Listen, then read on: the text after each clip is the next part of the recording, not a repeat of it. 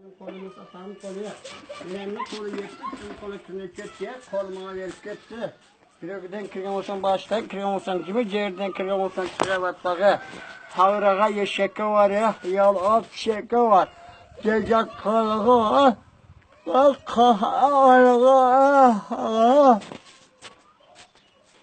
Koyat. Batatı çıkar. Bismillahirrahmanirrahim. Benim kolumuz atamın koluya. Yelenmin kolu yetti, tüm kolu kırını çetti, koluma verip gitti. Gökten kirgen olsan baştan, kirgen olsan kimi, cerden kirgen olsan çıkabat bak. Ağrağan yeşeke var ya, yavlağın şeke var. Cevcaz kallığı var. Bak kayfette aylağı var. Kayfette tepe batta çıkıyor. Bismillahirrahmanirrahim. Benim kolum mesatamın koluya. Yelenmin kolu yetti, tüm kolu kırını çetti, koluma verip gitti. Kirögüden kirgen olsan başta, kirgen olsan kimi, cerden kirgen olsan çıkabat bak. Ağrığa yeşeke var ya, yavlağa şeke var.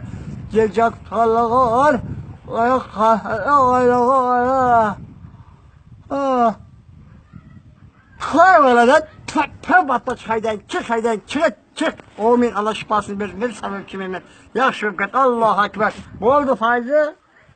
Mâli ya. Yazmamışsın ya ama. Yani kötü